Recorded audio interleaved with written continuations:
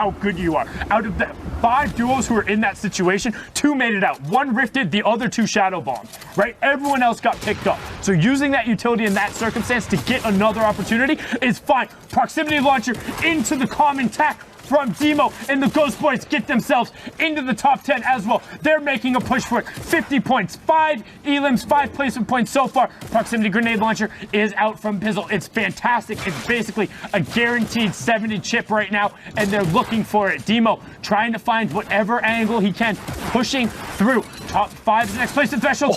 Arsley drops down directly in front of boxes, go out, and a great combo shot. That is teamwork if I've ever seen it from Bizzle and Dmo, and the Ghost Boys are now into the top 5. 9 players left. They could very well push for this victory royale. Vivid gets picked up, and look who's on the high ground. Reverse and Ninja, they're still here. Oh no! He gets cracked there, and look, Dmo is down as well, but it's okay. Bizzle has been in situations like this. Now the question is, what are Ninja and Reverse going to do? Launcher. They get cracked, and look! The proximity launcher is going huge. He just got 1. Oh no, Reverse dropped down and he challenged it. That was so good. So much happened so fast. Okay, so Bizzle was trying to put the proximity launchers up towards the high ground. He got 2 different 70 ticks, but they were on 2 separate targets. So Ninja just stayed up while Reverse dropped down. The pints came through, but they were able to close out. Just such a good finish out there from Reverse and Ninja, clawing their way back into contention. Let's throw it back in the studio to Ball.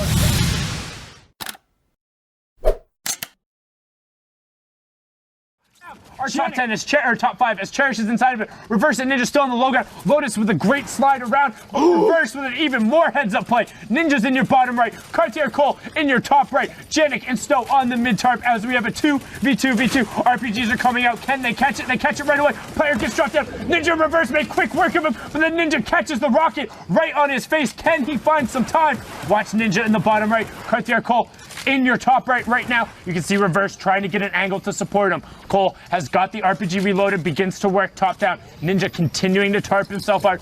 Did have enough room. No. Reverse went to the sky. Are they going to look up while Ninja tries to get them distracted? Now they're looking downward as Ninja is distracting. This is the split from Reverse. Gets blasted out of the sky. Interesting call as Reverse now gets dropped to Ninja. Make the play. The clutch is on him. Gets cracked back 17 HP, but now he has the high ground with shadows. Needs to pop minis if he can get the room. A siphon would be huge, and it's not going to happen. Chris and Cole shut down Reverse and Ninja.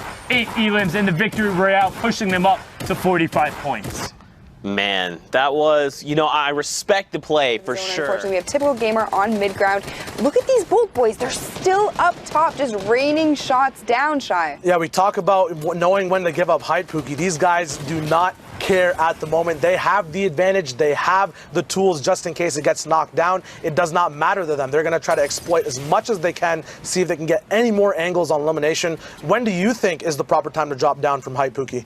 I mean, it really depends. If you know where people are on the map, if you know how many people are on low ground, how many are mid, and if you have anybody above you, just recognizing, if there's other players that are fighting it out, just utilizing that split second. It's really a split second decision, so it's hard to say, when the right time is, but I would say A, knowing where everybody is on the map, and B, recognizing if there are people in fights. And here we see Zen just get taken out by typical Gamer, not playing very typical to me at all, showing us that, he belongs here, he belongs in these qualifiers. But we have Johnny and Dade up top, still just taking out Syllable. He falls down, Vibes goes down in mid-ground, and it looks to be now a 2v1v1, Shy.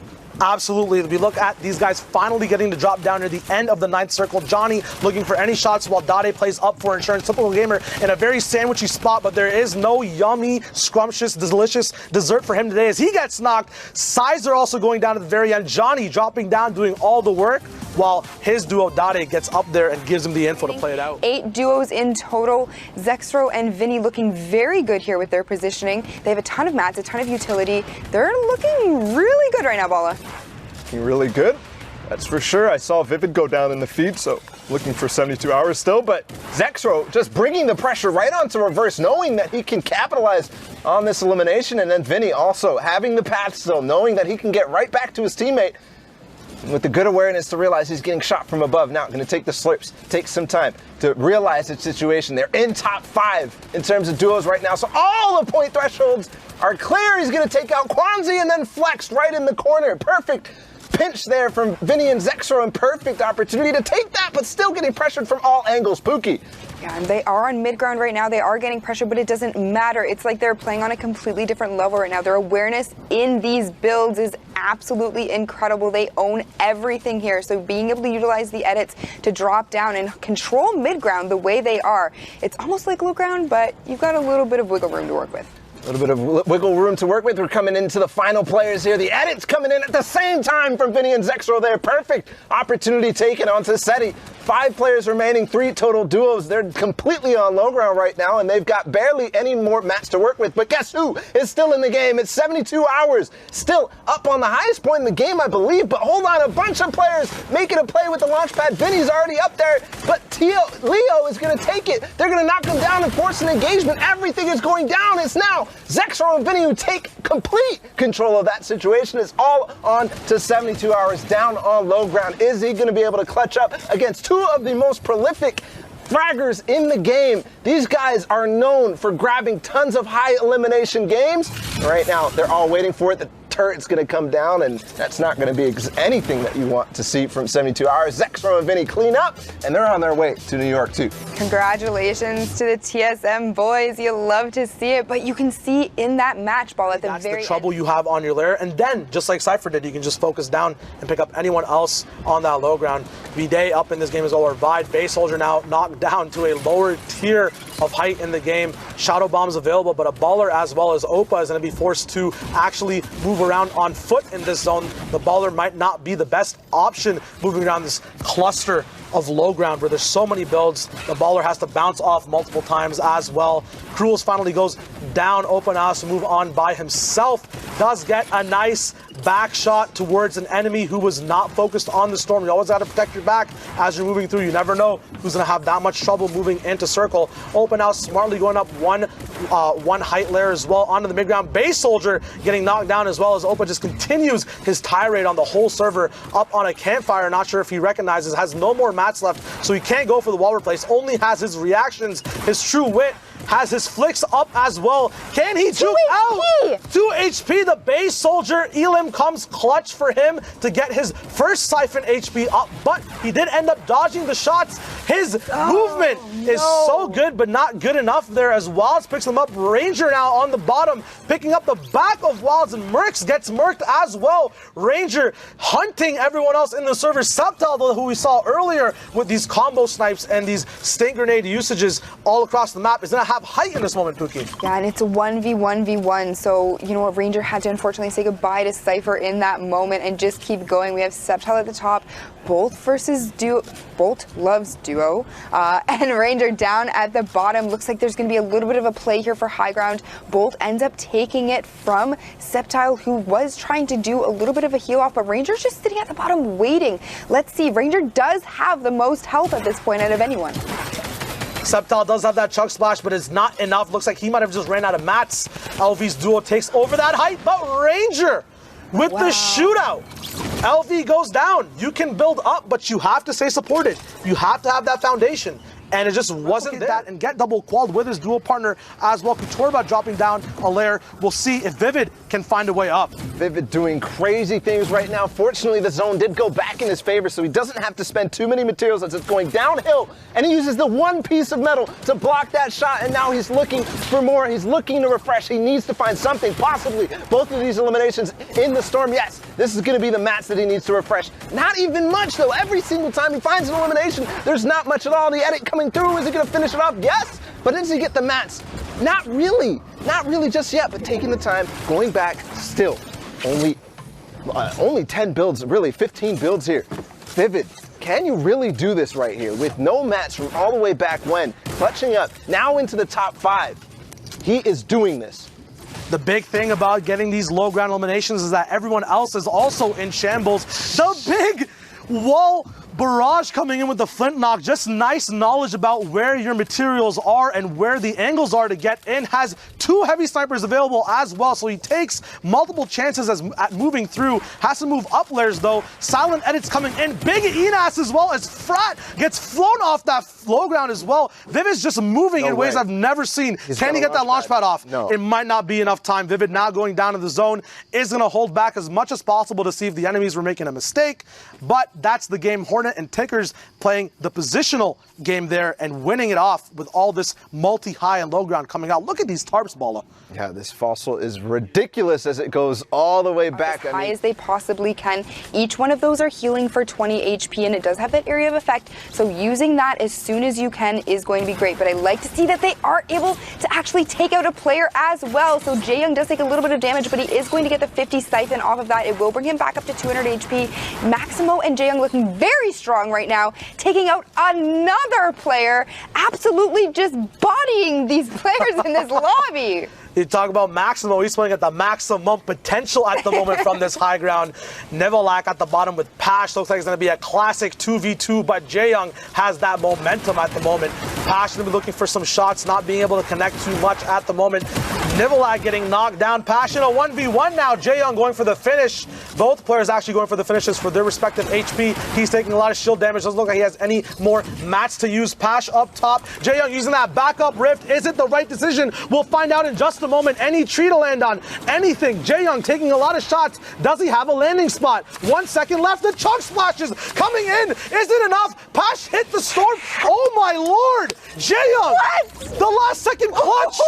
The chug splashes. The 3rd time we've seen it today, and probably the most clutch we've seen it as well, as he gets the top spot. Most IQ I've seen in a high ground hold ever from any region so far today. Holy Rockets, a flintlock, a gray tack, and a dream right now.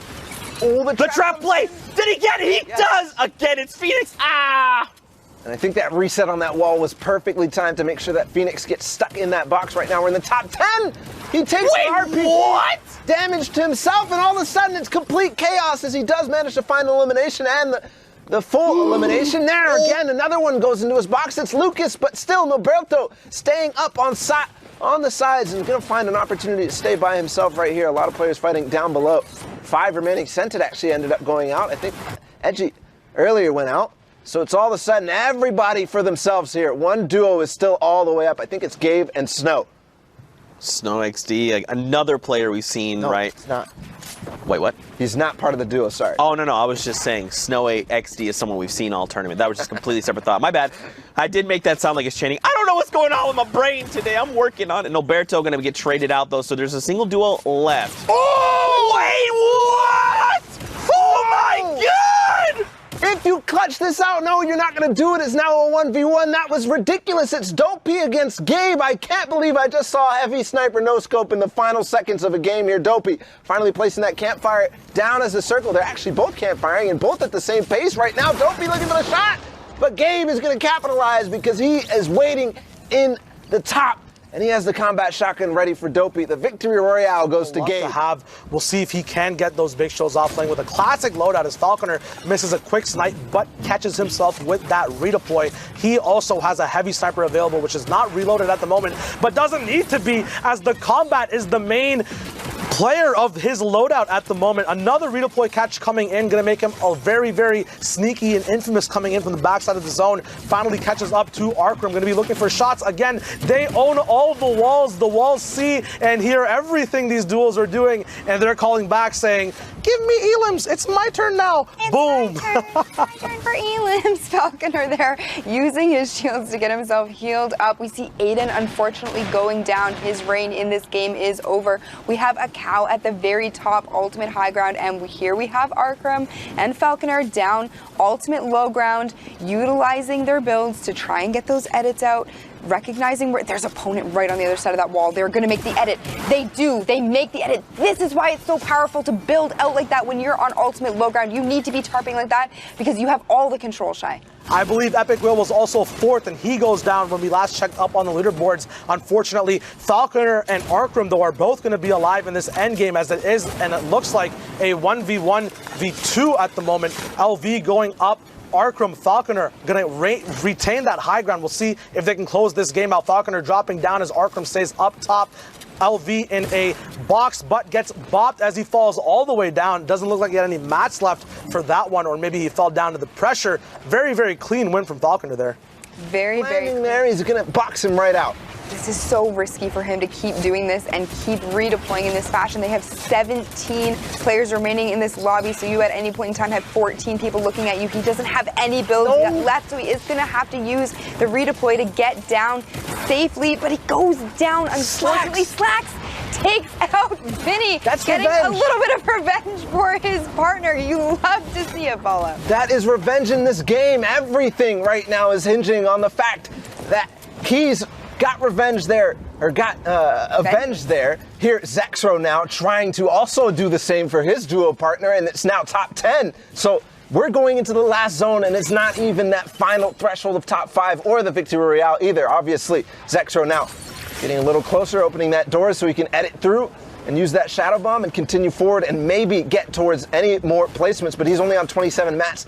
I think right now what he needs to do is find elimination, find an impact elimination, find some materials on one of these bodies, get the Siphon, because he is trying and playing with only 150 or 167 HP. Slacks picks up another kill, or another elimination meanwhile.